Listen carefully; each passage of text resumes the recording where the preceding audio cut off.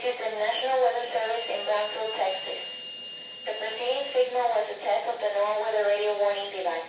During potentially dangerous weather situations, especially built receivers can be automatically activated by this signal to warn of the impending hazard.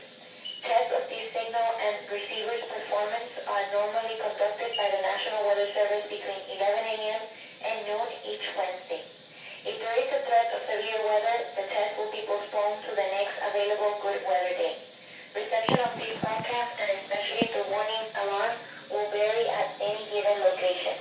This variability, normally more noticeable at greater distances from the transmitter, can occur even though you are using a good quality receiver in good working order.